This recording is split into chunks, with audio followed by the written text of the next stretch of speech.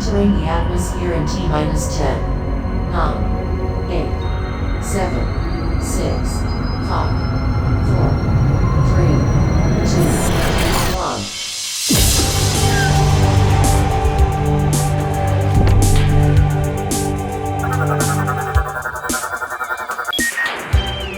Hello everyone and welcome to the Omega Metroid podcast from OmegaMetroid.com. My name is Andy Spiteri, back in Canada from the Zelda Dungeon Marathon after a record-shattering Zelda Dungeon Marathon, raising $23,000. Wow. Joined by Doom Crossing. What's up, Doom? How the heck are you? Happy birthday to Metroid. Yes, happy birthday, Metroid. Last week, of course, we celebrated the anniversary a day earlier because we release our episodes on Wednesday, but the anniversary is upon us. We have a major topic today that is very much related to said anniversary, and no spoilers, but as I've hinted before, I got a couple of other projects to sprinkle in throughout the month as well. The celebration is certainly not over. And well, you know what we got to talk about here. But speaking of projects, yeah, I was about to say, I think all of our projects were put to shame with a little shadow drop that happened on the 40th anniversary itself. Yeah. And man, what a way to celebrate with Metroid Prime Origins, man. So for anybody that doesn't know, there was a new fan game that dropped out of nowhere. The whole game, which is a big deal because it's on the internet and it's going to stay on the internet now. The whole game is out there. And like this is crazy, and what it is it is a 2D demake of Metroid Prime, and this game is absolutely insane. It is so awesome. Like, this game is, I think, incredible. It's got like incredible graphics. They're kind of Nestroid style graphics, but it looks awesome. It's got amazing 8-bit music. My God, the music sounds so good. The way that they have kind of transitioned some of the 3D bosses or rooms or whatever have you into 2D is remarkable. It's got really tight controls like Super Metroid style wall jumping. It's got Metroid Dread style 360 aiming. This game is like awesome. Like, this is probably only behind AM2R in terms of like, fan games, and that's saying something, dude. Like, that is saying something, and I had not heard a hint of this, like a hint. I don't know if you had, but no. Well, I don't think anyone was. I think this was like a secret project in development that was just kind of shadow drop in surprise on the day of. Like, but crazy. But yeah, obviously we're not burying the lead here. We both absolutely love this game, and I guess a little preview of what's to come. We did some slight shuffling and rearranging because we want to dedicate this anniversary month of coverage to this amazing fan project. So yes, as of right now, we're looking at maybe like a couple weeks out to give us some time to finish this game to give our complete thoughts. But yeah, we've both done a solid chunk of this game so far. We're both loving it. The Discord server is going crazy over this game right now. Everyone's loving it, and again, for good reason. This is such a quality project, and there's definitely some stuff in this game that I would frankly love to see in future Metroid games as well. It's not. I think calling it just a demake of Metroid Prime in 2D doesn't do this game justice. It is that at its core, but there's so much more to it as well. And so we're not going to talk about it too much right now because we want to save our thoughts for that episode. But this game, I cannot recommend you check this out if you haven't yet. Please, if you do, make sure you download the 1.0.1 patch. It patches a very annoying glitch in the base game where some of the music would overlap. I know you and I both encountered that in our runs. So yeah, make sure you download that. It should be on the original Reddit post, or at least it is as of the time of recording. Who knows if it'll still be there by the time this episode goes up? But it is there right now still. So yeah, this game is awesome. It is a love letter to Metroid Prime. It was a love letter to Metroid fans for the 40th anniversary. Like, very similar to AM2R in a lot of ways, just 10 years removed. I think it's really, really impressive, like what they've done with this game. I'm really enjoying it. There's a ton of like extra optional stuff for you to do. Like I played on remix mode, and I haven't taken advantage of a lot of the features yet, but there's a lot that you can do, and we'll go over all of that when we talk. Interesting. Okay, I think that's going to be fun because I'm playing classic mode right now. So when we do that episode, we can kind of compare our playthroughs and see, kind of what our experiences were on each one. Yeah. So all this stuff in remix mode is optional, but after I beat the game, I might turn it on and just kind of go. And we'll see what it looks like. So, level 4 games. Just want to shout out a couple of the people that worked on it here. So, Zevroid was the main sprite artist. Level 4 games, the production. Brainos is the large pixel artist. Loader, musical contributions, and Bran, sound effects and musical contributions. So, just really, really great work. Like I'm so impressed with this game. I had like kind of a lousy week, to be honest with you, and this like really perked up my week. So yeah, really, really excited for this. But that was not the only project that dropped, Doom, this week. They were not the only ones celebrating the 40th anniversary of Metroid. In fact, the Omega Metroid team and friends celebrated the release of Metroid all the way back in 40 years ago. My God, 40 years ago, 1986. With our own feature, the biggest feature we've ever done on the website by far in terms of word count, the top 40 Metroid moments of all time. The greatest moments of all time. So Doom and I are going to spend the next 2 episodes going over them, all of these moments, and we're going to talk about why they were included. Did we push for them? Did we not really push for it? Is there something else that we thought might have been better suited here? What makes a Metroid moment? Like, what was the Rubik's criteria here? Like, we're gonna go through all of it, and we're gonna go through our list, and we really, really hope that you guys go and check out the top 40 Metroid moments of all time over on OmegaMetroid.com. It's gonna be linked in the episode. We're gonna have it for you. It's over on our Blue Sky. It's pinned. I was really proud of everybody that worked on this. The entire team pretty much contributed towards this article. We had a couple of people from Zelda Dungeon also with contributions, as well as Metroid HQ with contributions. So I think it turned out really well aesthetically. It's a really cool looking article. It's got it's kind of like a history of Metroid in a lot of ways. Nearly every game is represented on the list as well. I think that there's only 2 games that aren't Doom. And I'll say them now, and I'm sorry. It's Metroid Prime Hunters. Yeah. I don't think made the cut, and to no one's surprise, Metroid Prime Federation Force did not have a moment on the top 40 list. Yeah. I don't think anyone's surprised with Federation Force. Hunters is one that like I really wanted to include on the list, but I couldn't justify it with some of when you have top 40 moments, there's so a laundry list of moments to choose from. It's not to say that Hunters doesn't have any good moments. I'm a big Hunters fan, but it's stiff competition, and as much as I would have loved to like sub it in, I personally could not justify, and unfortunately much of the other staff wasn't really pushing for it either. So it's just kind of the way it is.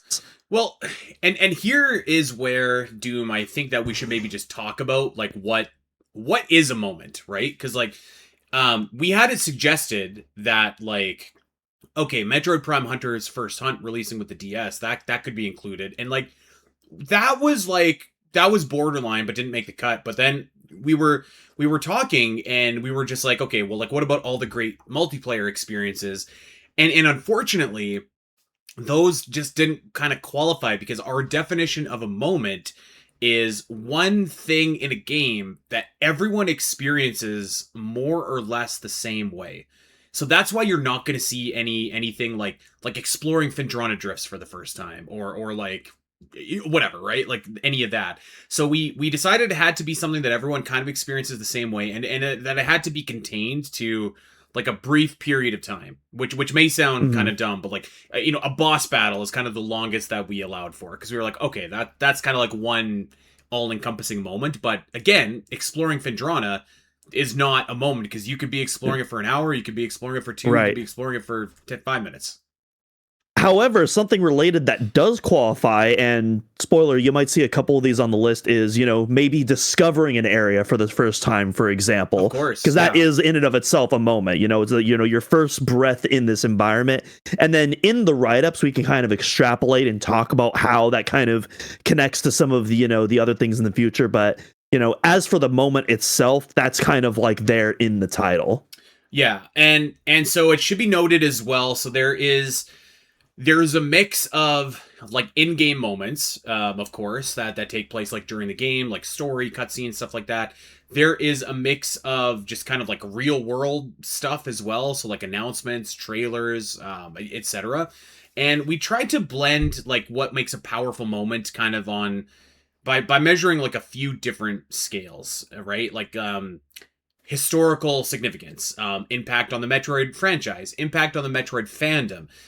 The surprise factor, like just generally, what was it awesome? Stuff like that, right? And there was a few honorable mentions that we had that maybe we can rattle off here. The one that you hinted towards last week, Doom, maybe we could start with that because we didn't think about it, but it's a pretty cool moment, but it wasn't one that crossed my mind. Yeah, it didn't cross. It was one of those things where it didn't cross. I don't think it crossed any of our minds during our couple of like not episodes, but our couple of video chats where we were kind of hashing things out. But it was like one of those things in hindsight where it came up and I'm like, oh my God, how did none of us bring this up? This is something that like we absolutely should have considered. And I'm also a little upset with myself because I was fighting for something related to this that didn't end up making the cut. And it's like, man, if I had pitched this instead, maybe we could have gotten it on the list. But anyways, yeah. And that is discovering Frozen Ridley on the BSL station in Metroid Fusion. And the related thing that I was pitching was the power going out in Metroid Fusion. And I kind of agreed because while the power going out is my personal favorite moment in Metroid Fusion, in terms of the list, I don't think that, there's a bunch of moments in Fusion that I thought, in spite of that being my favorite moment, should have gone forward on the list. And so it ended up being towards the back, it ended up not making it. And I realized like, oh my gosh, the Frozen Ridley thing though, that absolutely should be in consideration on the list. Like that's an insanely powerful moment. And it's part of that power cut that happens, at that halfway point in the game. So unfortunately, by the point I realized it, our list was finalized. There was no going back. We were already in the midst of our write-ups and, trying to add it in would have just been too chaotic. But yeah, I did want to shout that out. Across the top 40 for me anyways, if I'm what was mine that I was like, oh my God, how did we not include this? Was getting that final missile hit to Mother Brain in Nestroid. Because that is like hard to do. And that to me, I was like, oh man, like what that's crazy. That was an honorable mention of mine that I wanted to shout out because I think that Mother Brain fight is like the highlight of Nestroid. And a celebratory moment when you are able to finally defeat that big brain in that tank. Mm-hmm. A couple of other honorable mentions as well that just didn't make the list. Actually, I guess really only one more is the Diggernaut chase in Sam's Return. Yes. Which is awesome. A really, really fun chase. Didn't quite get there. I don't know that it was like actually close to taking out anything else, but we wanted to mention it anyways because it is a cool moment.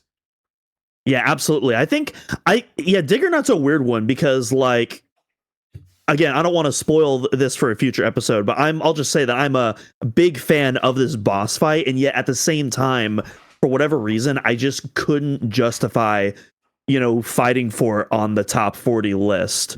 So, and again, we're not even talking about the boss fight. We're talking about the chase sequence, which is also good. But to me, if I have to pick one or the other, it would be the boss fight. And if even the boss fight can't make my top 40, then I definitely, can't really vouch that much for the chase sequence, which again is really awesome. I don't want to diminish that at all. Like it's an honorable mention for a reason. It turns out it's really difficult picking 40 Metroid moments. It was, and casting the rest aside. It's difficult stuff. So how we did this is we met as a team, and there's I don't know like 6 or 7 of us, We met as a team and we debated and we polled and we kind of grouped some moments together and then sorted those moments through groupings. I will admit to being a little bullish on the top couple of moments. I was like, hey, I feel strongly these should be the ones represented at the top, but I think we would have got there with those moments anyways, even without that. But yeah, the rest of it was a big collaboration. And you know what? Let's just get started here, Doom. Let's go to our we have a lot to get through. So Yes. we're gonna do moments 40 through 21. So buckle in. Yes. Here we go. This could be a long show. So let's go. Number 40, kicking us off. Super Metroid 4-player race at AGDQ 2014. So this is kind of one of those real world moments. And this was a big one from Dak. He really, like, I remember when we started this podcast, he really wanted to do an episode doing commentary of this particular run from AGDQ. And I was kind of like, why? Like, it's just like some random race. They do Super Metroid like every year. So we never did it, but I feel like I've come to appreciate it a little bit more since then. That, like, the context behind this is like you have the 4 best Super Metroid speedrunners in the world at that time: Ivan, Zost, Krauser, and Garrison, and they are putting on a clinic for Super Metroid speedrunning. The speedrun itself is actually like pretty short. Like it's about an hour and 16 minutes. And I think like even less of that is actual gameplay. Like it starts about an hour into the actual like game somehow.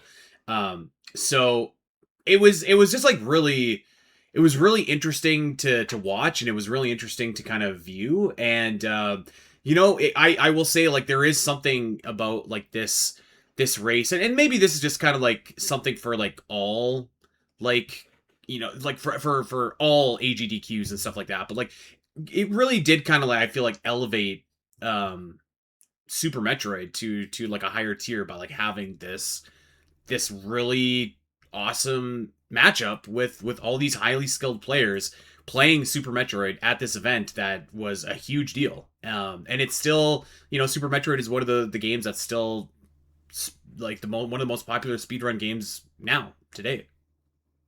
Yeah, and I think this moment is pretty huge because, like, you know, when you think of like AGDQ and speedrunning, I feel like there's 3 games that like immediately come to mind. That's Mario 64, Ocarina of Time, and Super Metroid. Those are like those are the Triforce, the holy trinity of games that you can pretty much always expect to see on not every single year, but like almost every single year. These games show up, and they show up in a big way. It's pretty incredible. All 3 of these, not just Super Metroid, that in spite of them showing up so much, you'd think that they would run out of like cool gimmicks, but they don't. There's always something really unique with each of these runs, and this was kind of like, you know, kind of like the peak of the eclipse of that, where, you know, as you mentioned, you know, you have the 4 best Super Metroid speedrunners at the time just unleashing all of their skill and, you know, just putting on an absolutely incredible show of skill, blowing the audience away, saving the animals in front of a live crowd that's losing their mind. It really is like it's one of those things where it's like you hear it in person and you're like, yeah, exactly. You hear it in person, you're like, really? Like a speedrunning video? There's like a million of those. But no, you see it, you actually watch the video and see it in action, and like you begin to understand like why, you know, this is such an incredible moment. And I'm glad that we, you know, there was a lot of deliberation, but ultimately I'm glad that we managed to get this on the list. It feels right. And it felt like a good spot to kick off the list as well. Like kind of a low stakes, but still important moment for the list. Let's go over to number 39. From Metroid Other M, Phantoon emerges in the bottle ship. Doom, is it fair to say, without me, this is not on this list? You are the reason this is on this list. I'm not gonna lie. I was thinking when I thought of Frozen Ridley, I'm like, man, this would be a good spot. But you know what? It's you know, I will say, while I personally wouldn't put it on my top 40, I do understand your reasoning for it, because I mean, yeah, Other M, you know, it's Other M. At this point, you already know what it is. You love it or you hate it. most people, regardless what camper you're on, it's kind of a joke for all of us. But we also can kind of simultaneously agree collectively, regardless what side you're on, that the fan tune, specifically the reveal, the boss fight itself is also incredible, but I think that reveal of fan tune kind of encompasses the actual moment in and of itself, where you realize that no, actually that other final battle that left a bad taste in your mouth, that's actually not the final battle. It's actually this amazing, really cool throwback. A rare instance of nostalgia done right that doesn't feel just like random slop. It feels really cool. A really creative transition into 3D too, with like his little hand minions and of course all the finishers that you can do. Breaking the space station and activating the gravity suit. Like it's such a wild cinematic fight that's actually like really fun to play. And for all of other M's faults, which as we've documented on this podcast are very, very many, this is actually a pretty solid way to finish things off, all things considered. Like, there's no getting around it. Like, there's multiple dreadful moments in Other M, which is why I think that we should celebrate this, the one moment from the game that was actually really cool. Like, I will admit, too, that a part of me was like, man, we have so much Super Metroid and Metroid Fusion and Metroid Prime. Like, somebody out there loves Metroid Other M. That was their first Metroid game and they love it. So, like, we should maybe make an effort to try and include things, not at the detriment of other more worthy things, but to me, like, Fantoon was on the same level as every kind of honorable mention. Like, it was about as impactful as Frozen Ridley to me, probably more so, because you could actually, like, fight Fantoon right there. So I was like, I think we should go with this. And, it's the highlight of a dreadful game.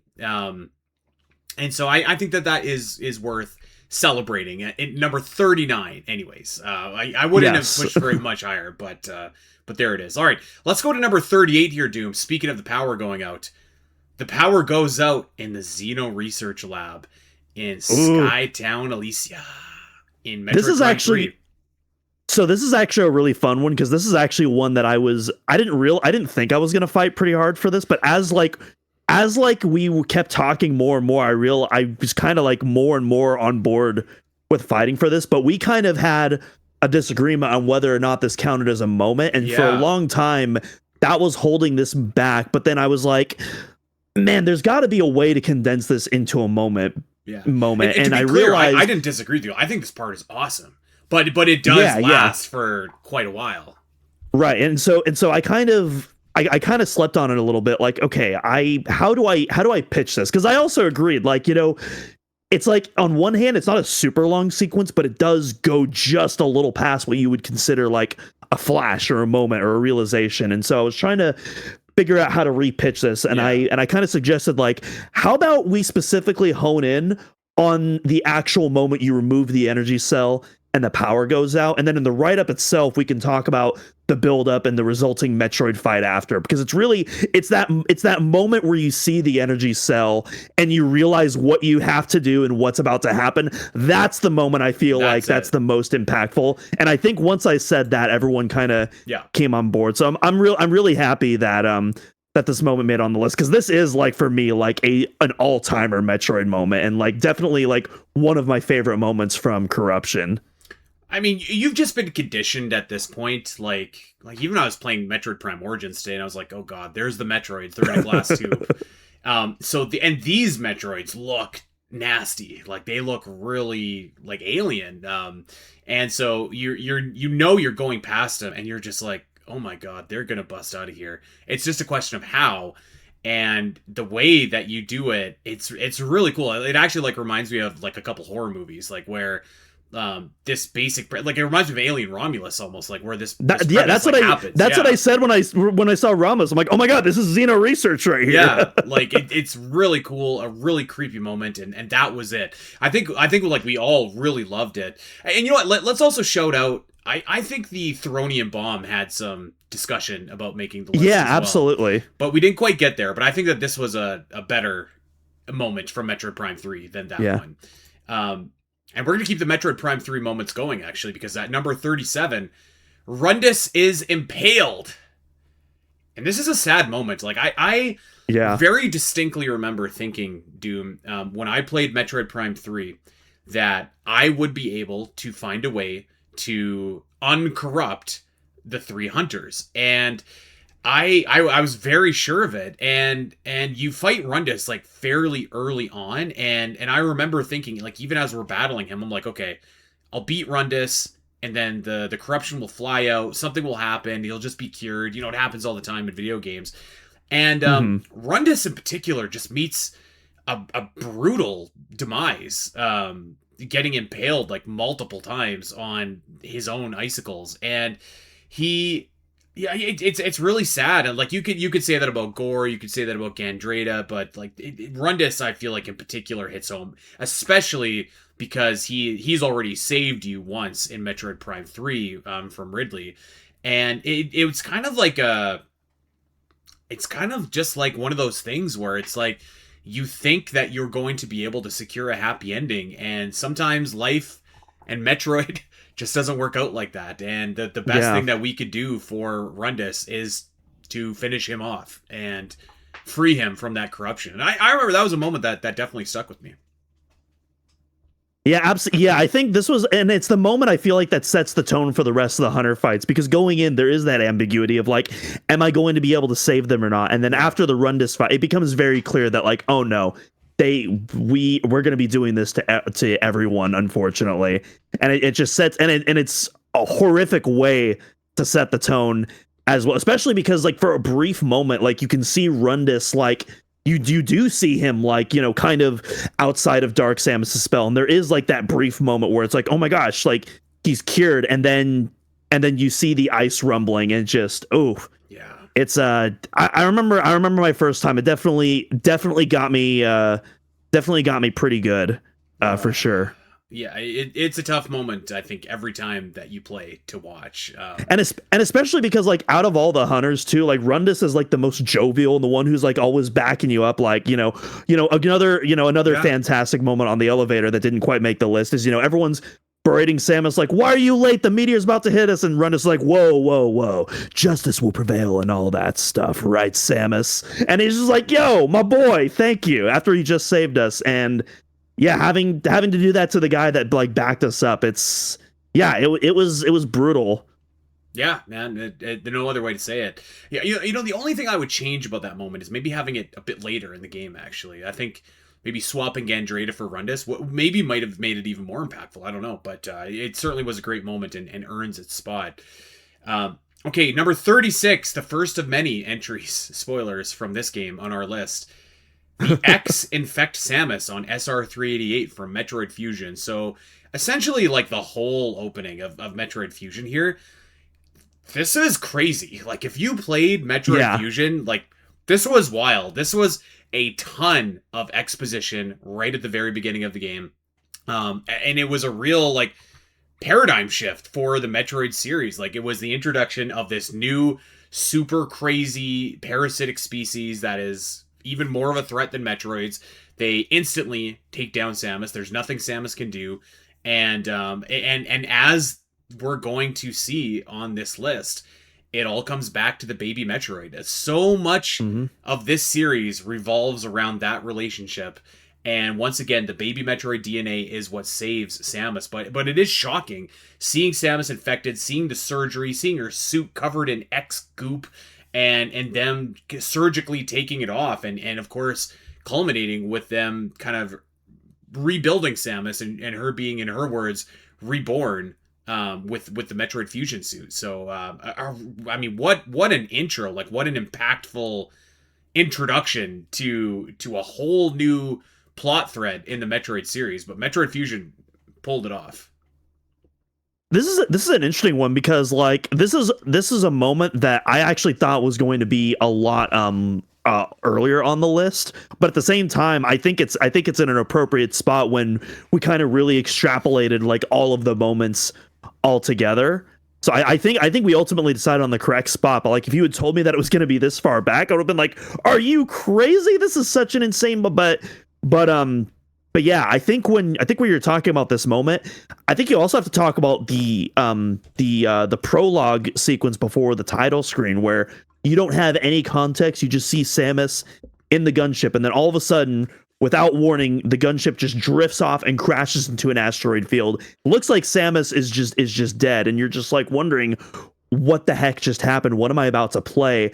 And then you do finally get that prologue, that introductory sequence, kind of explaining everything that happened. And yeah, this is like such a major story moment in the Metroid series, despite it being the second to last entry. Yeah. Of course, as we would learn, almost 2 decades later, it would be incredibly influential to Metroid Dread and the events that are going to happen in that game. And probably Metroid 6 when that game comes out as well. The ramifications of Samus taking in that Metroid DNA is absolutely incredible. And what a way to start off the game too, from a narrative perspective.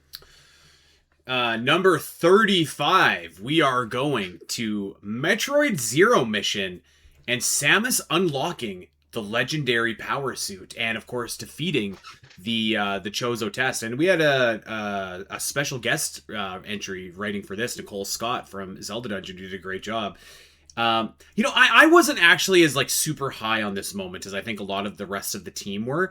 Very cool moment, and I think like it's definitely like a trippy boss battle, fighting the Chozo test. Like you're fighting yourself, or this illusion of yourself, and it is very rewarding when you can get your suit and you finally get to use all the abilities that like you've been getting, but you haven't actually been allowed to use. This one, I don't know if this would have made my top 40 actually, but a lot of people really vouch for it. Yeah, this felt like the opposite of the Metroid Other M inclusion, where it was like everybody but you were kind of fighting to get this on the list. Yeah, to a degree. But also I can also empathize, because this is one we've talked about before in our various discussions of Zero Missions, where the unknown items just didn't quite do it for you like it did for me. And even though I don't agree with that, I can totally understand where you're coming from and kind of your Metroid journey. Whereas for you, these unknown items where it's like, hey, this is stuff I've already gotten in previous games. Why are we waiting till now? Why are these even in the game if we're just gonna put them all at the very end and just kind of a glorified collectathon sequence? I can totally understand that. But coming from my side, where Metroid Zero Mission is one of the first Metroid games I've ever played. It's the first Metroid game I've officially beaten in my life. All of these items were completely new to me. I had never gotten the gravity suit before. At this point in my Metroid Prime playthrough, I haven't even gotten the gravity suit in that game. Right. I'd never had the plasma beam before, and most importantly, the one that blew my mind, I'd never gotten the space jump before. I'd never even conceptualized of an infinite jump. That was just so wild to me. And going to losing all your power, doing this, at least as a kid, a very difficult stealth sequence, but rewarding and satisfying, stealth sequence, to the boss fight, and then getting that reward of getting all of that previous power back, plus a bunch of new powers that makes you feel like this unstoppable tank. It's one of, like, as a kid, that was like one of the most insane power trips I'd ever experienced in a game. Maybe even to this day, one of the most insane power trips, like going from 0 to 100 like that, and then just effortlessly slaughtering all those space pirates that were giving you so much trouble before. While the triumphant Brinstar music is blasting. For me, at least, that was like such a core memory for me as a child. But again, well, I think you described it really well. Like going from 0 to 60 and just being like, let's go. Yeah. I mean, for me, like I'd kind of been through it before. I'd played all the other Metroid games up till that point, so I was like, oh, okay, it's a space jump, like that's great, right? Yeah.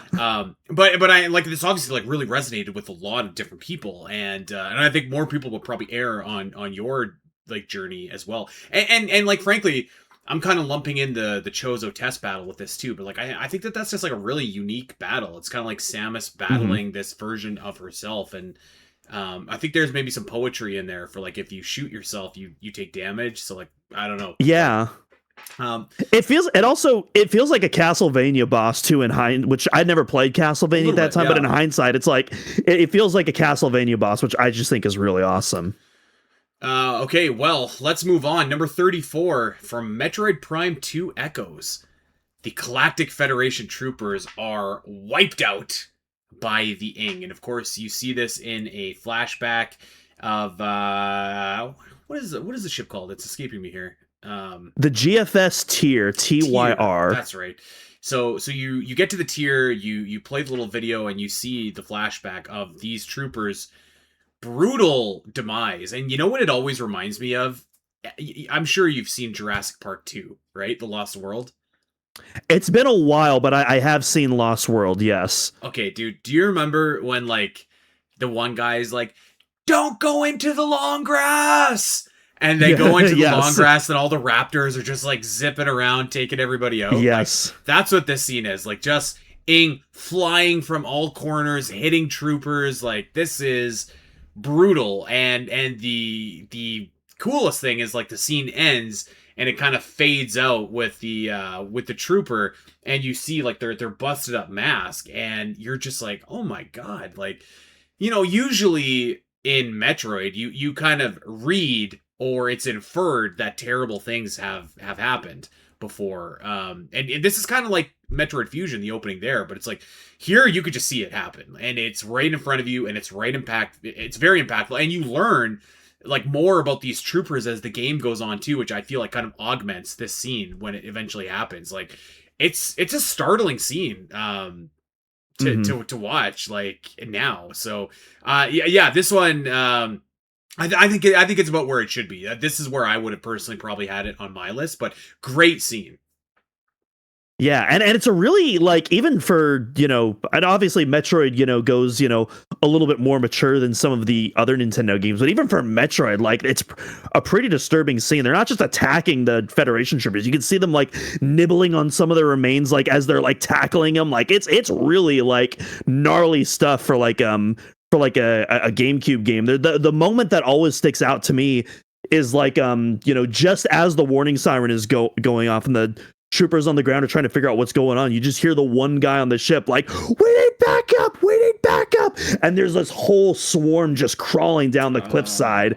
It's such a well directed scene too. Then you also have the other guy who's just on his last bits of ammo, and he's just kind of flailing and firing in all directions before he just gets tackled by just a massive swarm. It's and what I like about this scene too is you kind of get the best of both worlds in terms of Metroid. Like, yeah, you do get, the kind of cinematic retelling that you've never seen of like what happened previously, but you're not limited to just that. Leading up to that moment, you do also, have, these trail of Federation corpses that you can scan, and you can kind of learn, how they met their grisly ends, similar to kind of the pirates ends that you would do on the frigate Orpheon in the previous game. And so and I don't think that either method really like overshadows each other. I think it's all effective, and it really is cohesive and glues together in the final product. We have got a string of Metroid Prime 2 entries here, actually. So let's go right to our next one here, Doom. I'll kick us off, and I'll just hand it over to you. So number 33, Discovering Sanctuary Fortress. And particularly, so like when you walk in and you get to the like the big room. I can't remember exactly what it's called, but everyone knows the one that I'm talking about. Yeah, the bridge room. Yeah.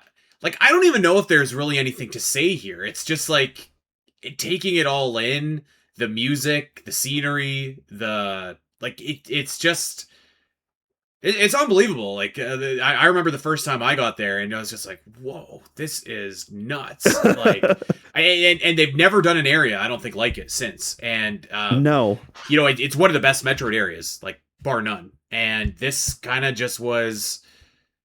Yeah, it was just like, whoa, like this place looks awesome. Like it was like being in Tron, like I expected a light cycle to come flying by, and maybe in Metroid Prime 4 in another lifetime it would have actually. But yeah, this one, I think you put it really well. You wrote for this entry, Doom, Aura.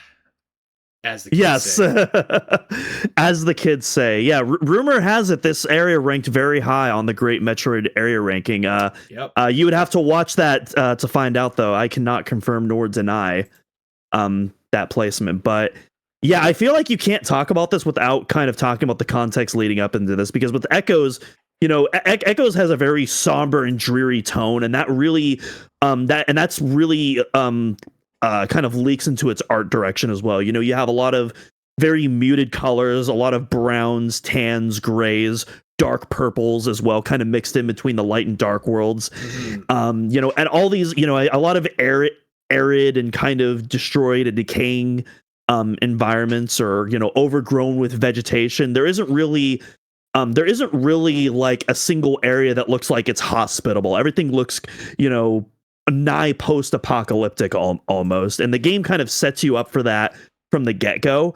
And then Yumos, when he tells you the final area, oh, you have to visit the cliffside, you already begin to kind of paint a picture of, like, you know, another kind of gray, dreary, decaying area that you've been accustomed to.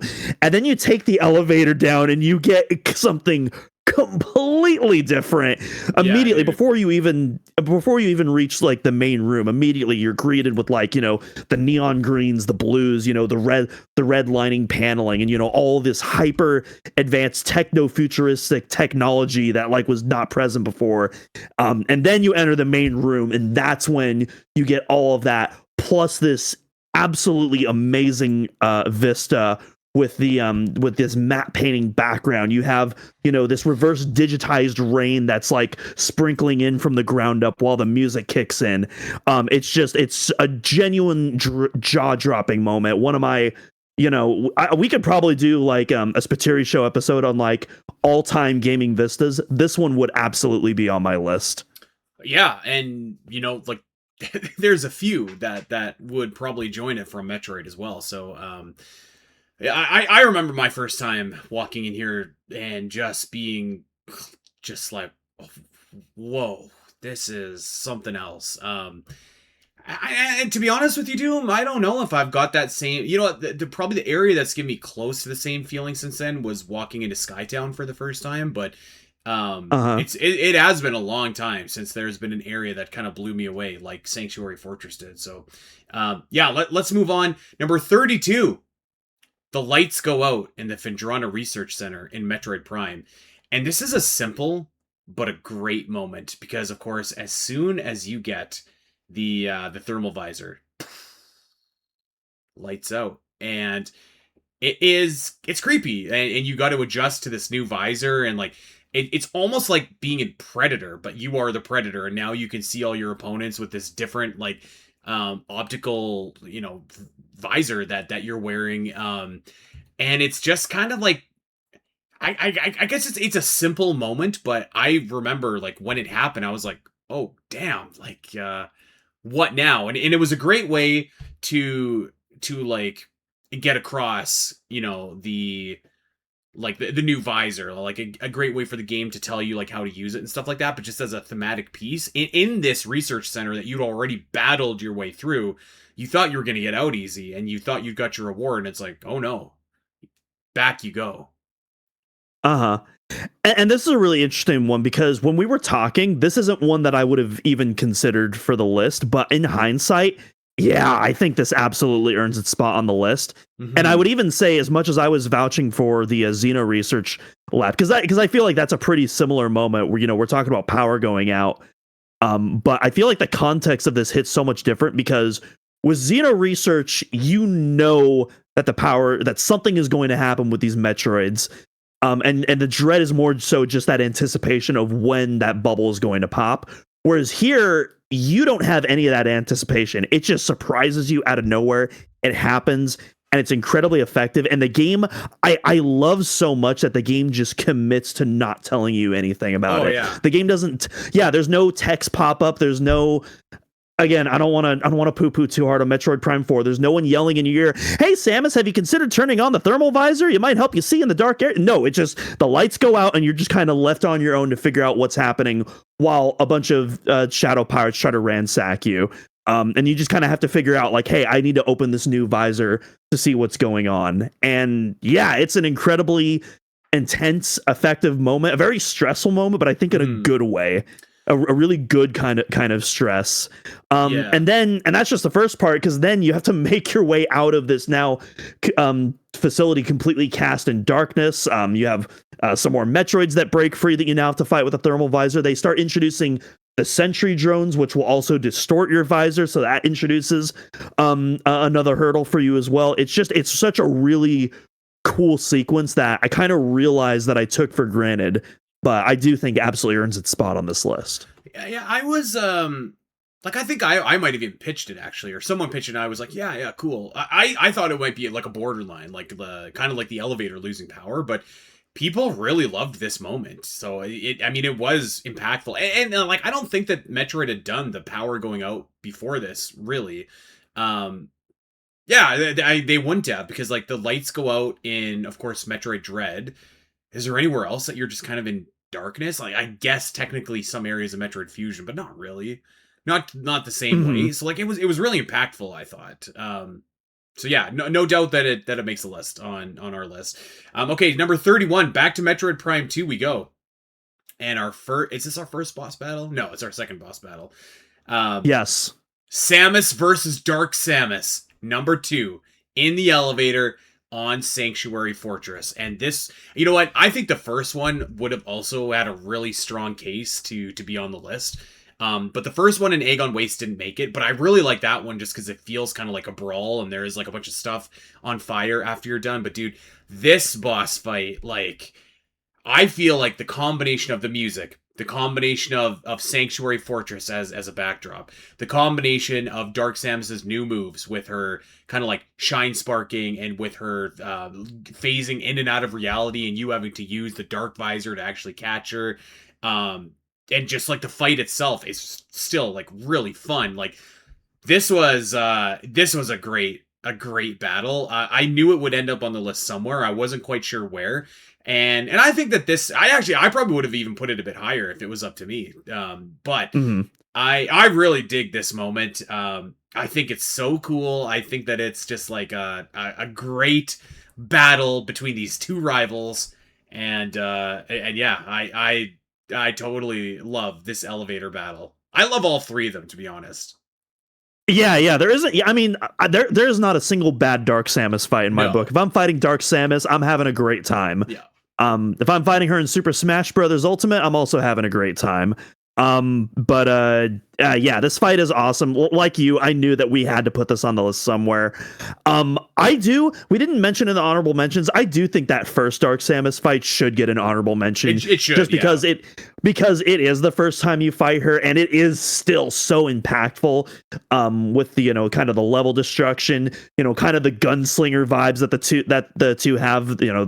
But we're here. But I don't want to take too long on that. We're here to talk about the second fight. And like you mentioned, the second fight, in spite of the fact that you've already fought her at this point, the Dark Samus has made her presence known throughout the adventure. At this point, she's also destroyed the Sanctuary Bridge too. But there's something there. In spite of that, there's something about this fight that feels like just a killer rematch. And a rematch done right can go so hard, and I think this is like one of gaming's best rematches. It's so satisfying. There's something about going up the elevator while Dark Samus is doing her maniacal laugh and then introducing all the new abilities. The destruction from the first level is taken up to a whole new level with all her new abilities. We forgot to mention as well, she has super missiles now, as well, which are very deadly. It's just such an engaging boss fight that it forces you to utilize so many aspects of your kit. There's a couple of really cool quick kill options, including if you manage to get early screw attack, which isn't intentional, but if you get early screw attack, there's a really gnarly quick kill you can do where you can take off like a good 2/3 of her health. That's really satisfying to pull off. But yeah, this is I mean, there was a reason that it was our number one boss fight when we were ranking the Metroid Prime 2 bosses. Like, this is such an incredible showing, and one of the highlights of Sanctuary Fortress. Well, it's not the only boss fight from Metroid Prime 2 that we are going to be talking about. I want to turn it over to you, Doom, for the next entry. I just want to sit back. All right. Well, back-to-back Metroid Prime 2 bosses, back-to-back Sanctuary Fortress bosses. I got to talk about my all-time favorite boss in this series, Mr. Quadraxis. And this one, I'm not gonna lie, I was getting a little nervous at the end because there was multiple points where I was like, all right, who wants to put Quadraxis on the list? And it was just crickets. And I was like, oh man. Doom Is my fought boy for Quadraxis like a lot. I did. I was like, man, it's got to be on the list somewhere. But finally, the staff finally they graciously, I don't know if they agreed with me or if they finally just got sick and tired of me and finally caved. But I got Quadraxis on the list, and again, this is my all-time favorite boss fight.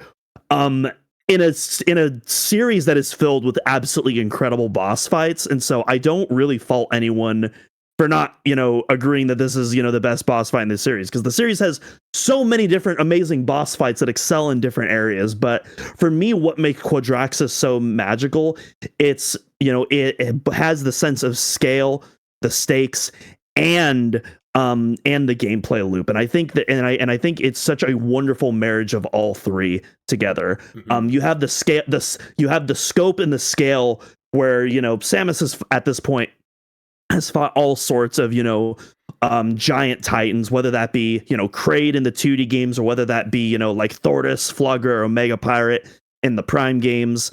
But this is just on a whole other level. I think to this day, like, Samus hasn't fought anything as big in the Prime games like Quadraxis. Like, this thing is massive. It's intimidating. You're completely exposed to the atmosphere of Dark Ether. There's 0 light crystals anywhere, so you're just kind of on your own, at the whims of the health drops that you're granted, which nowadays, I think, not gonna lie, I think there's a little bit too much. I wish it was a little bit more difficult. But as a child, that was like terrifying. I was like, oh my god, there is no safe place to hide. Like, you're just kind of out in the open, and you got to do it. And it's not just hammering a weak point over and over again, or a bare knuckle brawl style fight, which I also really love. I'm not poo-pooing on those fights at all. There's some phenomenal fights that are like that we'll talk about later as well, that absolutely deserve to be on this list. But it's certainly more of like it's puzzle-based boss fight, I think. Yeah, it's a puzzle-based boss fight, but it's also unique in the sense that, like, you're slowly disassembling this thing in stages, and that's what's really so cool about it. It's not like you're yeah, you're technically damaging it, but it's like you're dismantling specific aspects. So you start by, damaging the kneecaps, the main body, like the biggest threat that can crush you. You take that down, but the head module is still fighting, and it turns out that head module is still incredibly deadly. And so you got to figure out how to disable the shield on the head module, and then you figure out, like, oh, there's this antenna there that, and the game wants you to use the Echo Visor, but I personally, again, I love just one-shotting it with the screw attack. That's always really satisfying when you get that really narrow hitbox down. And then you disable the shield, and then, of course, in the final phase, you use the morph ball, the boost ball, and the spider ball combined to launch yourself onto the head and bomb it. And that final phase really just brings it home, where it's just so satisfying not just to use your bipedal kit, but your morph ball kit as well. Metroid Prime 2 is filled with so many killer morph ball centric boss fights, and this one kind of mashes everything together into one just absolutely incredible fight. And of course, you got Kenji Yamamoto's music just backing the whole thing, which, I'm never going to complain about that. Yeah. Great boss fight. You were the champion for Quadraxis, and I was happy that it made it on for you. I knew it would make it on the list somewhere. If it was in danger of falling off, I would have piped up and got on the list for you, just because I know that it's like a big one for you. And you know what? Like, I'm not going to sit here and say, like, it's not a great moment. It's awesome. That fight is really great. So, and there's nothing quite like it's almost like Shadow of the Colossus in a way, which is kind of cool. So, there we go. A run of Metroid Prime 2, but we are going to shift gears here, and we are in the 20s, Doom, and we are starting off with number 29.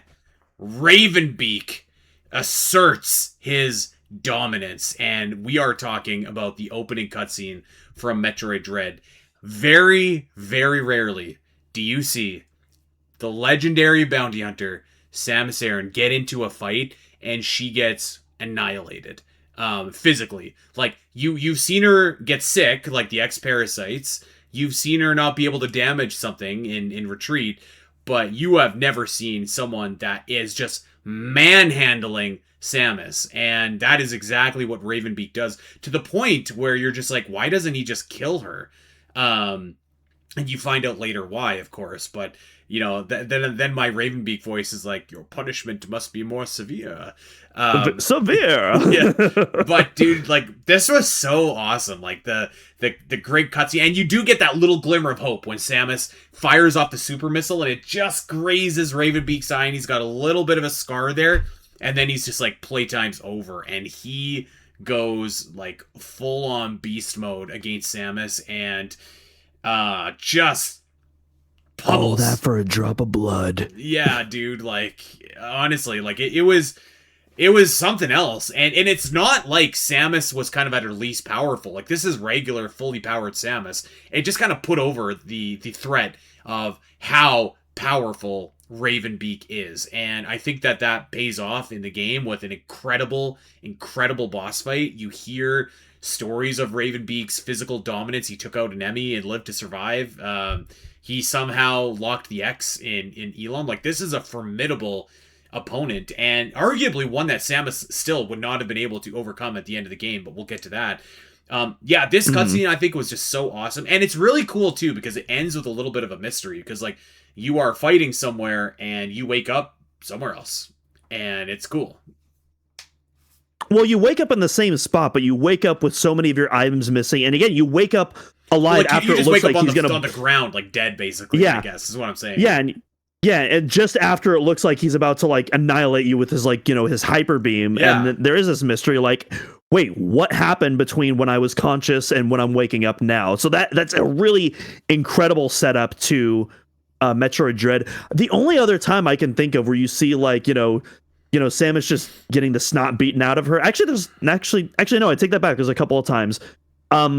Another moment that there's like two other moments on this list actually that I'm just not going to reference that does involve Samus kind of getting the snot beat out of her, but it's not as visceral quite as this moment where it's literally just like Ravenbeak just like single-handedly just like holding her up like that. You don't really have any imagery like that in Metroid. There's moments where Samus is in a brawl for sure, and she's taking damage. Yeah, like, she's giving damage back in every of these other moments that I think you're talking about, where like, this is just a squash match. Like, Ravenbeak just stomps all over her, and it's awesome. Mm-hmm. Yeah, she they're for the first part of the fight, they're like holding their own, but after the super missile, she just kind of lets her guard down, and immediately you just see it almost feels like before that Ravenbeak is just kind of toying with her, playing with his food, and then after the super missile grazes him, it's like it's kind of like that moment in Empire Strikes Back where Vader's playing with Luke, and then after he lands a hit on him, he's like, all right, you're losing a hand now, we're done with this. It kind of felt like a similar vibe there. Samus, I am. We're not going there. We're not going there. Let's move on. Number 28 on our list. Yes, we indeed are going to show this game some love. It's Metroid Prime 4 Beyond, and it is acquiring Viola for the first time, which technically happens in Volt Forge, but I think like ripping around in Soul Valley is really and truly the moment. But it is cool getting Viola in Volt Forge and kind of going through the testing and the certification process and stuff like that.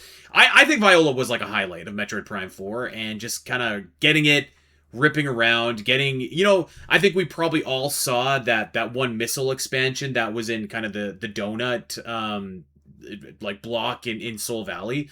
And so getting that I thought was really fun.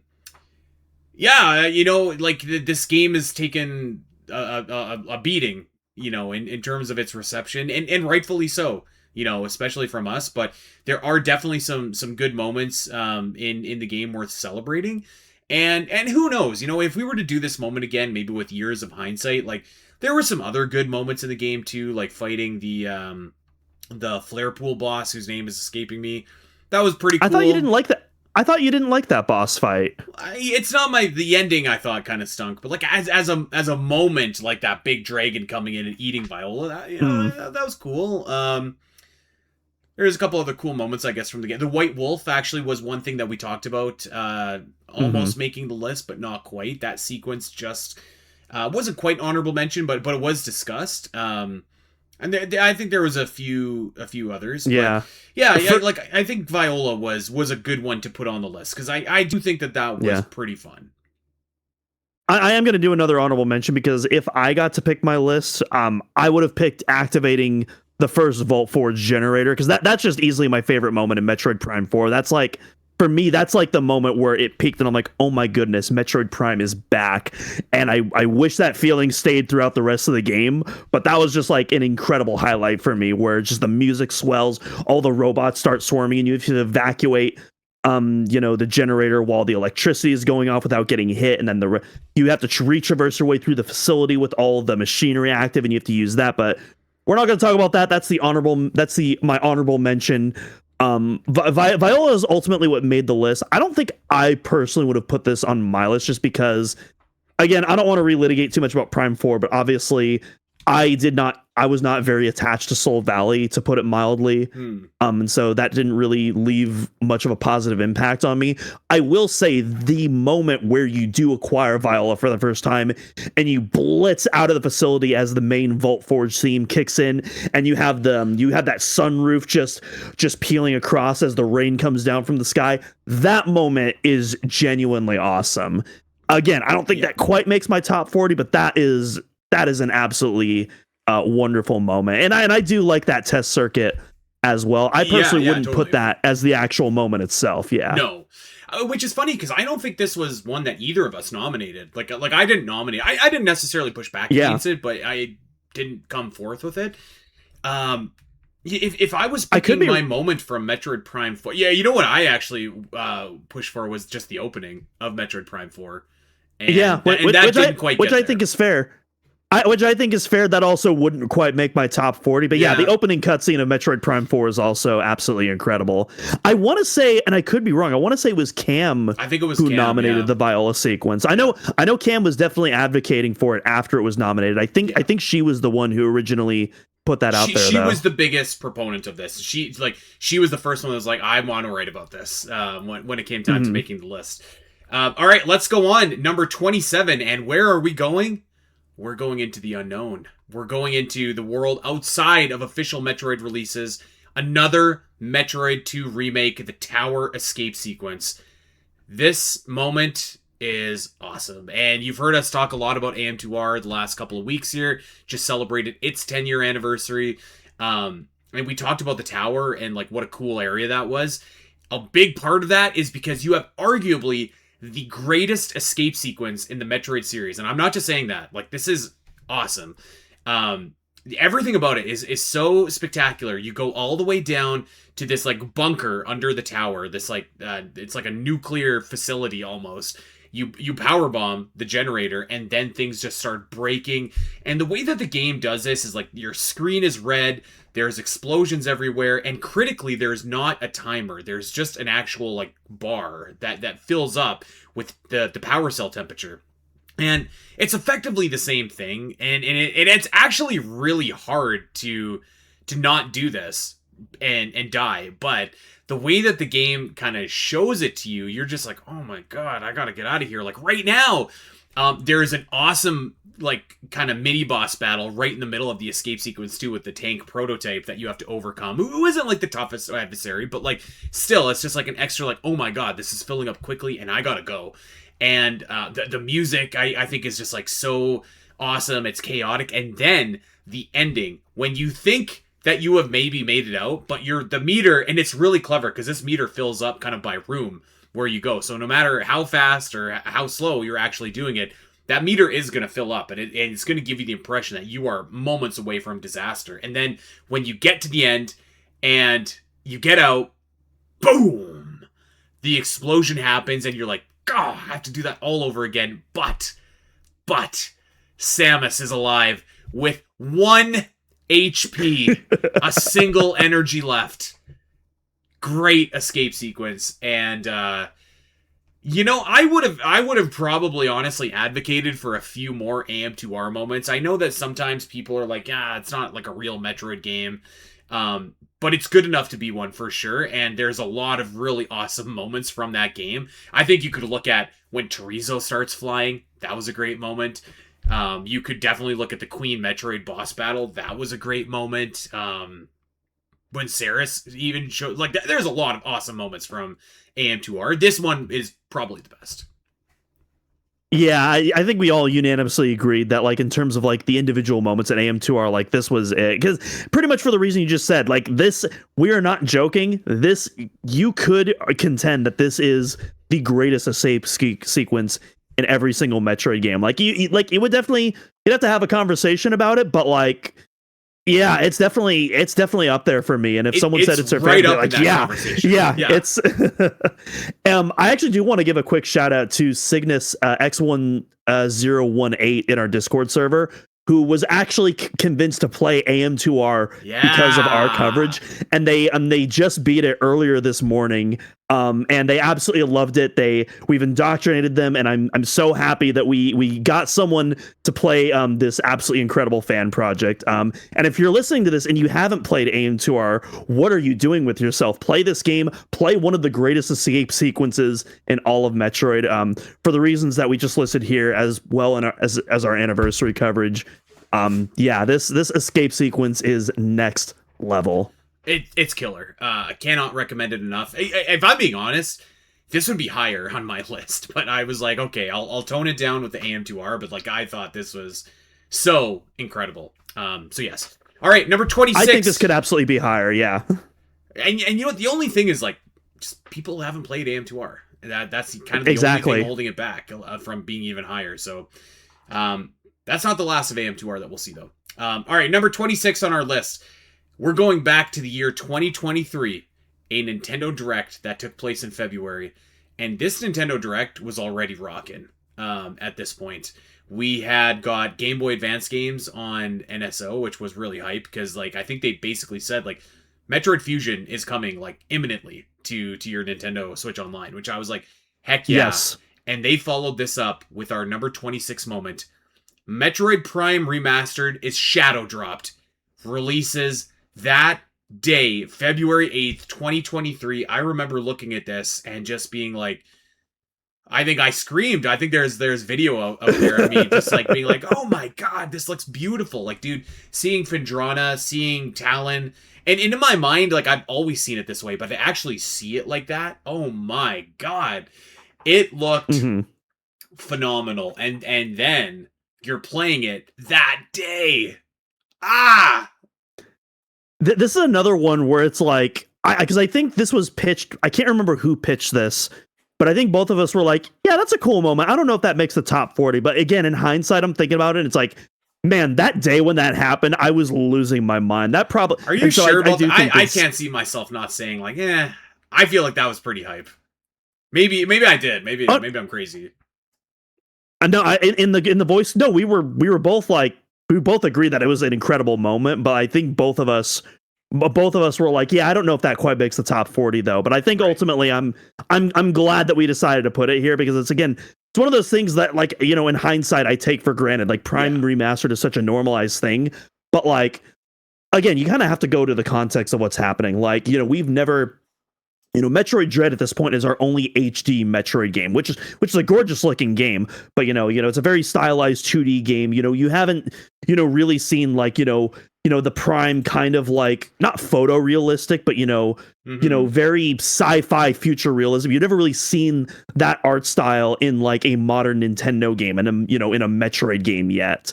And you know, they first off, they shadow drop Prime Remastered out of nowhere. No one's expecting that. They just casually, you know, you're expecting like a third party announcement because this is right after they announced, you know, the Game Boy and Game Boy Advance games, and then all of a sudden you see the silhouette of the Parasite Queen. You're just like, what is going on here? And then immediately, yeah, I just remember I remember just losing my mind, going like, oh, this is gonna be like a really gorgeous HD port, modern controls. People are gonna finally experience this game, and then they show the panning shot of Chozo Ruins, and my jaw dropped. I was like, "Whoa! This isn't just like a retexture or an HD upscale. They redid all of the art. They remodeled everything. This looks like." It was the best looking Nintendo game ever at that point. Yeah, it still might be like. Yeah, but like, man. Yeah, and then they started shuffling through all the areas, and then you see like what they did with, and then they show off the Talon overworld landing sequence, which God, we'll have more to say about that later, spoilers. Yeah, but oh my gosh, dude. seeing that in this trailer, and then you see Samus's brand new remodeled HD suit come out, and it just was like, oh, let's go, we're so and then I was so excited during that trailer. I completely missed when they were shadow dropping the digital copy. I only saw when they were dropping the physical copies. I'm like, yo, it's coming at the end of the month, let's go. I completely missed that it was dropping later that day. A bunch of people had to tell me, like, no, Doom, it's coming out, like, it's now. Right now. Go buy it. Yeah, play this game. What are you doing? Yeah. So yeah, that was just an absolutely wild moment. I'm so glad that Prime Remastered exists and it's a real game. So good. That was a great Nintendo Direct. I remember there was a really killer Tears of the Kingdom trailer too at the end of that. And that game needed a killer trailer at that time as well. So that was a hype. Yes. Okay, let's move on. Let's go to number 25. We only have 5 left here, Doom, before we call it for this week. The SAX hunts Samus in Sector 2.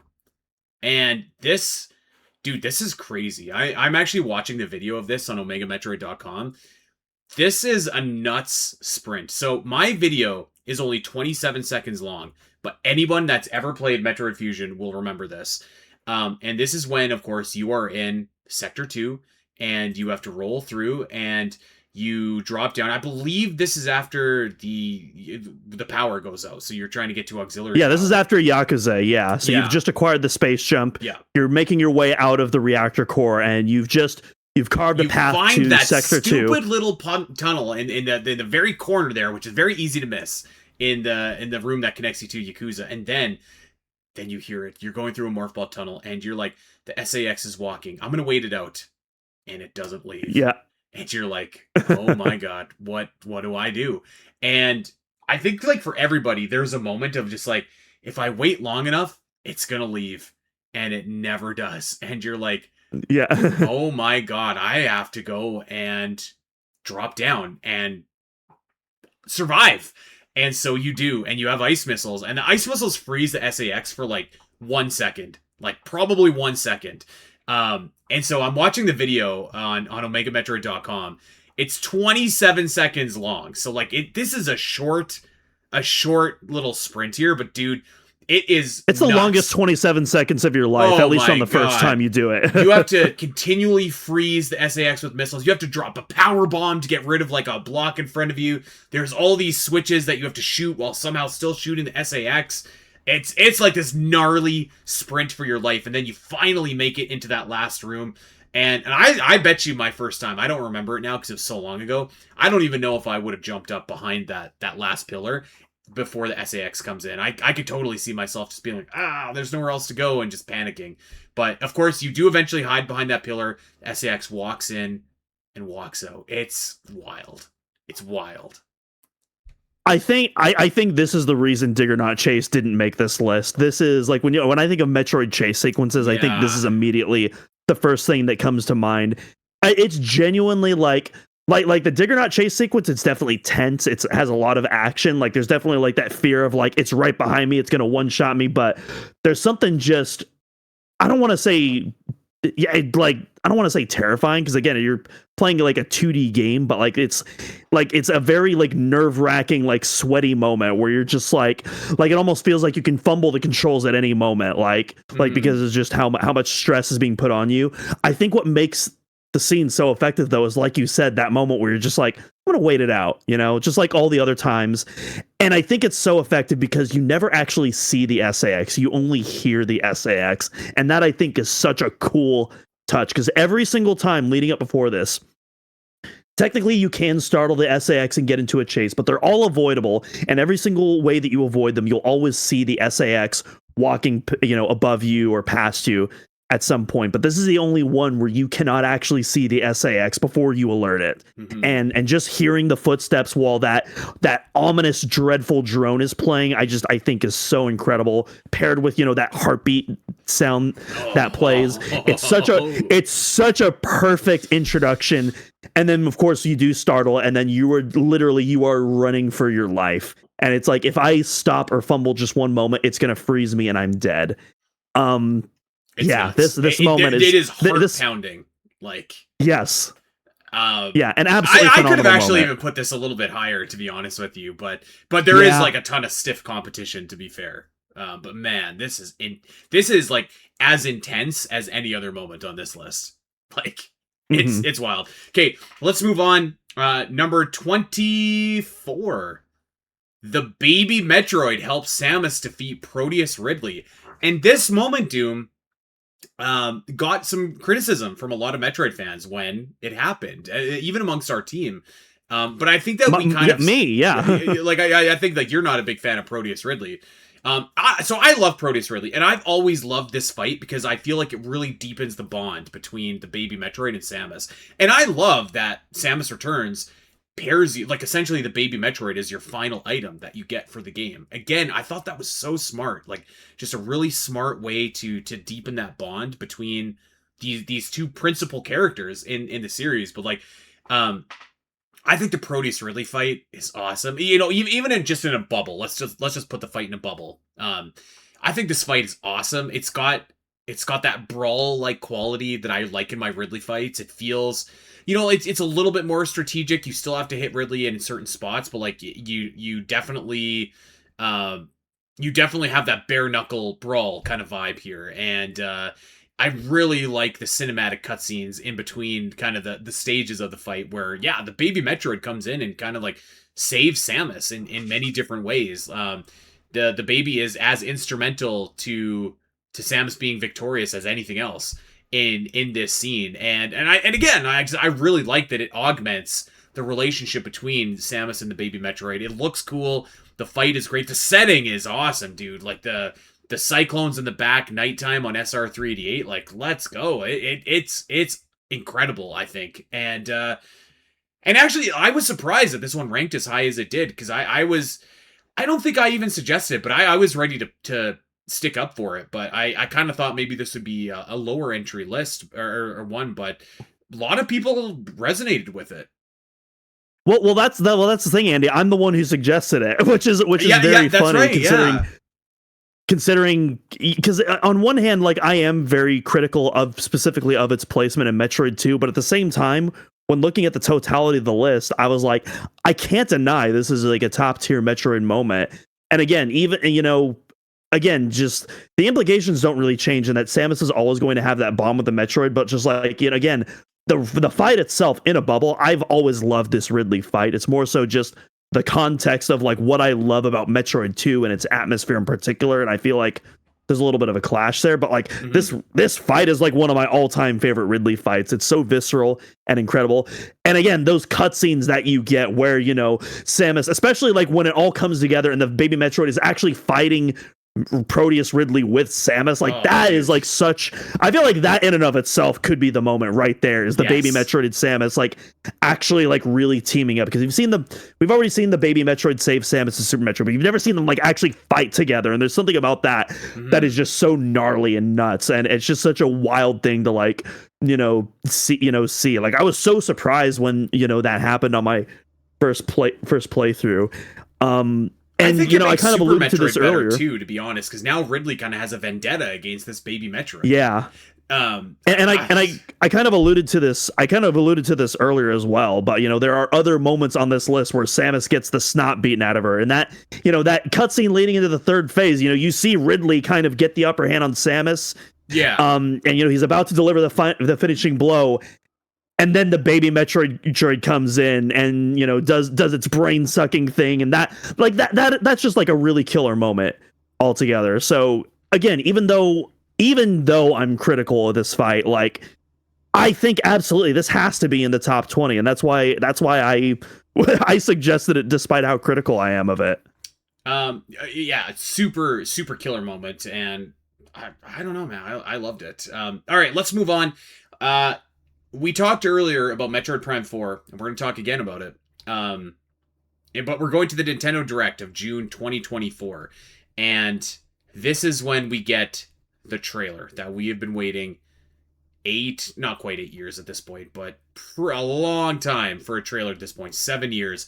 Enter Sylux as he comes in with that absolutely unforgettable entrance, busting through the door, the guitar riff just going crazy, flanked by 2 Metroids on either side, and comes in. Dude, Silex looked so cool. Like, this guy looked so unbelievably cool in this moment. Man, this was such an awesome moment at the time. You know, like, it kind of stinks that this didn't, like, what fell or what followed didn't live up to the promise or the potential of this moment. But like, I remember watching this and being like, oh my god, Silex is here. Like, Silex is awesome. Like, I wasn't like the biggest Silex guy before that. Like, he was fine when Metroid Prime Hunters, and his story was neat, but like, I was like, they gotta sell him a little bit to me, and they did in this trailer with like just his intro, his swagger, his aura, as you might say. Yes.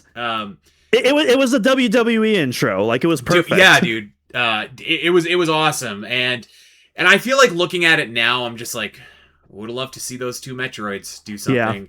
Or would have loved to see Silex in the game more, but yeah, you can't take away this trailer from Metroid. I thought this was awesome, and like, also the rest of the trailer was killer too. You've got the ship, you've got some of like the fluidity of movement, and just like what the graphics look like as well. I thought it looked great. So yeah, this was a awesome moment. I can understand if maybe people are now just being like, this moment kind of stinks because it makes me think of what could have been. But I think you look at it, like, it would have been hard for me not to have this on the list. I think for me, and I think I was kind of the one man out. Everyone was pretty like on board with putting it here. I think for me, I would have swapped this out with the initial announcement trailer, just because, at least for me, that was more impactful because we just gone through this insane Metroid drought. We sludged through Federation Force, and we weren't expecting anything, and then all of a sudden it was just like, not only is Metroid back, it's Metroid Prime 4 is back. And then, kind of to top it off, you had the Samus Returns announcement after the direct as well, which just made me even more excited. But obviously, it was the Metroid Prime 4 announcement that like everyone was like really focused on and like honed in on.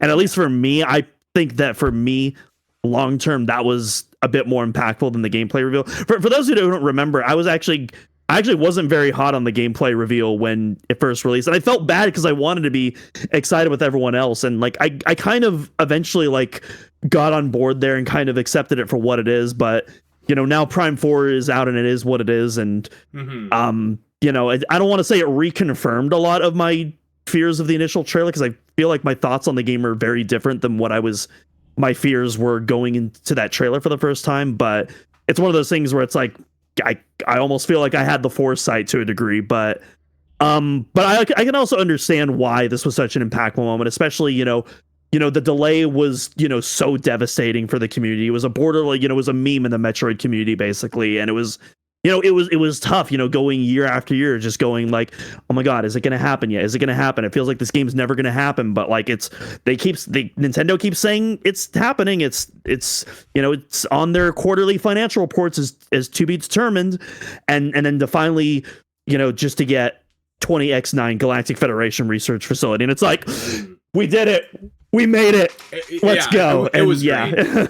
I remember at the time, like when the trailer started, because there was rumors that this trailer was going to happen at this direct, and I was like, we can't do that. Like, we're so close to the Switch 2. Like, just save it for the Switch 2 at this point. Like, don't put it on the Switch.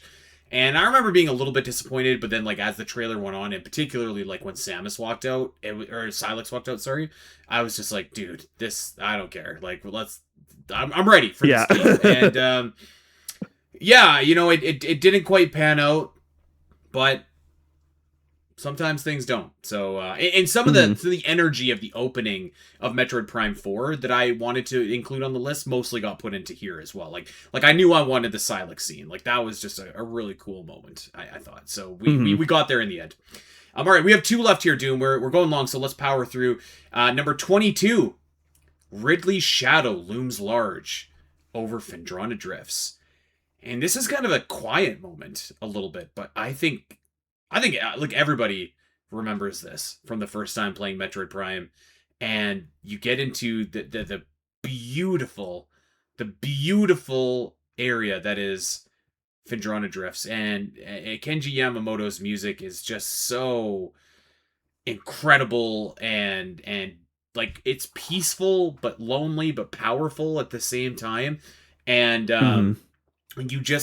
you see the shadow of Meta Ridley flying over this vista, and you see it on the ice below you, and it's kind of like a beautiful moment in a weird way, because it's a threat, but one that's not immediately within your grasp. So it's kind of a moment actually that just like almost defies explanation, because um you're seeing your biggest enemy, and you by rights probably should confront it in some way, but it's almost like the quiet before the storm, even though that fight doesn't happen for a while yet after that. It was just a beautiful moment in Phendrana Shorelines. Yeah, absolutely. And this is one that I don't think either of us initially suggested. This was something that was suggested by one of our Omega Metroid team members. And again, I can't remember who. I think it was Please Matroda. let us.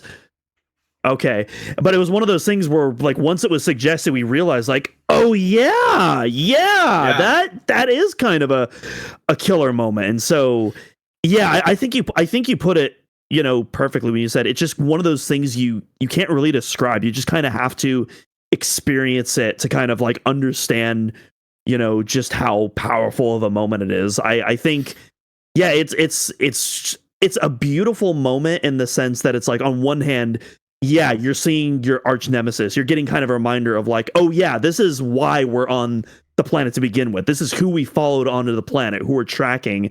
And so I think it's important to give that reminder, at that point in the game before, because he's not the final boss, but he's basically an end game fight that you're doing. And so I think having that kind of not quite midpoint reminder, but a decent point towards the game, having that reminder that like, hey, this was your initial reason for coming here. And yeah, kind of, I think what makes it so powerful is you do have that kind of peaceful, the majestic beauty of Phendrana Drifts. Mm-hmm. And while you have this deadly threat above you, he has absolutely no idea that you're there. And there's kind of like a peaceful thing. Like, it's a reminder, like, I'm going to have to confront you eventually, but you, despite how close we are, you have no idea that I'm here. And you cannot disturb the peace right now, but your presence is still looming, and like, I'm respecting it. It is really, it is such a small, short, but powerful scene. And I'm very happy we included it on the list. Okay, let's go to our last moment from today, and then we're going to pick it up next week. From 1 to 10, the Metroid counter goes up in Metroid 2 Return of Samus. And so this is the moment when you have battled your way through SR388. You've taken down 4 hulking Omega Metroids, and you go to the final area, and this place is devoid of life. There's nothing there, not a single soul. And you roll up, and you see it, the egg. You're like, okay. And all of a sudden, your Metroid counter, which is at 1 before, starts to balloon and go up and up and up and up after you hear this big shriek from, presumably, the last Metroid, which is the Queen Metroid at this point. And the whole sequence is really just like fantastic. And we thought that the Metroid counter going up really kind of encapsulated it, but that last stretch where you have to fight regular Metroids to get to the Queen Metroid, I think is like really, really awesome, really fun, and like a really great story moment for the end of Metroid 2, which on the Game Boy, I feel like having a great story moment that you kind of think about in league with the rest of these great moments that we're talking about is really impressive, actually. So I really think that this was like really cool. I think we had it on the initial list of moments, but I'm glad that a lot of people seem to gravitate towards it as well, because it is just kind of like oh my god, like what's happening now? Like, it reminds you of Aliens, like going into the Alien Queen nest. Yeah, where Ripley sets the whole colony on fire. Yeah. I just realized, Andy, you're wearing a Metroid 2 shirt right now. I'm wearing a shirt with Samus's Varia suit from Samus Returns, so we're kind of covering both the spectrums of Metroid 2. Where's our where's our third guest with the AM2R shirt? We need to complete the trinity.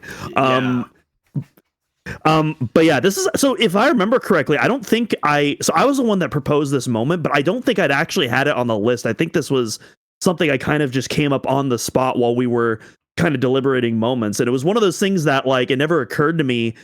And I didn't know how everyone else was going to react to it. I'm like, because I was thinking like, okay, the only Metroid 2 moment that's going to make this is, a moment that we'll talk about next episode that you can probably guess what that moment is. Yeah. I didn't think we would get any other Metroid 2 moments on the list, but I thought of it and I'm like, I actually think this is like an actually really killer moment that like completely like, it flips your assumptions on its head in, such a Metroid way. And so I pitched it not knowing how everyone was going to respond. And I was pleasantly surprised that everyone like pretty much immediately jumped on board with like, yeah, this has to make the top 40. Yeah, totally. And I'm really happy for pretty much all the reasons that you listed. Yeah, you think you're about to head into the end game. You see that egg. You think you're about to get a taste of what you're about to fight, and then immediately, like music change from the Queen's Lair to the Metroid Swarm thing, and it's disturbing and creepy, and it's very dissonant and disjointed. And then leading into that theme, you just see all of these Metroid hatchling swarms, which you've never actually fought throughout this game. You've seen some of the alphas kind of mulch from those little Metroid hatchlings. You never actually fought them yet, and so it's kind of like a reprisal to Nestroid as well, doing all that. And it's such a crazy sequence, watching the counter going up before all them being like, what's going on? Why are all these Metroids popping up? What's going on? And then that realization, like, these are freshly hatched Metroids that are coming to get you now. It's such a cool but also disturbing sequence as well. Oh, we've got so many heavy hitters left on our list to get through. Man, that's next week, but like we've got a lot of really great stuff left to go through on our journey through the Metroid series here. So we're gonna wrap it up here for this week. We've went a little bit long, but we are going to do moments 20 all the way to numero uno next week as we wrap up our top 40 moments of the Metroid series list here. So Doom, thank you for your contributions to this list. All of your written stuff turned out really, really great. To the entire Omega Metroid team, I think everyone did a great job. We had some guest writers that would appear on the back half of the list that we covered today, including Rod Lloyd and Nicole Scott from Zelda Dungeon. Lots of really, really just like great analysis on this list. So I'm really excited to finish it off next week. We're just getting started. So please check out the article. And you know what? If you can only read half of it and then leave the other half for next week and follow along with us as a companion piece, that would be even better. But yeah. But yeah, okay. Well, that's gonna do it for us. We are going to get out of here. It's a late night Sunday recording session, so we got to wrap it up. But we do want you guys to, of course, check out OmegaMetroid.com and go check out this article. Share it with your friends. Retweet it. Tell us what you agree with. Tell us what you disagree with. That would be super awesome. And while you're there, we've got all the latest Metroid news. We've got guides. We've got maps. We've got links to all kinds of stuff. If you missed an episode of the podcast, it's all there, the complete archive on OmegaMetroid.com. Head out to wherever you get your podcast. Go like, subscribe, recommend, rate, review, and critically, if you have that Metroid fan in your life, tell them where they can get their weekly Metroid fix. We're doing this every single Wednesday. Sometimes a little bit later, but that's okay. Every single Wednesday, we've got new episodes coming out. And if you just can't get enough, if you need more, my God, we have got a Patreon for you, patreon.com/SPNet. New episodes of Gooey Plays Super Metroid were just recorded. My man just found out about the Dragon Quick Kill, so he was very excited. And we are going to be wrapping up that game pretty quickly, and we're going to be starting Metroid Fusion right after. So definitely come and hang out with us as we are going through that. And there's some Zelda stuff there. There's some Lord of the Rings stuff, wrestling stuff, you name it. It's there. Patreon.com/SPNet. $1 gets you in the door. Check us out wherever you are on social. We are on Blue Sky over at Omega Metroid, at Spiteri316, and at Doom-Cross. And lastly, our YouTube page has these podcasts in video form if you want to see our smiling faces as we do that. And that is also where you're going to find video walkthroughs, you're going to find some soundtracks, you're going to find a ton of other stuff as well. So go and check that out. we are going to get out of here, my friends, but we will see you back here next week for the culmination of the top 40 Metroid moments of all time list. Until then, take care.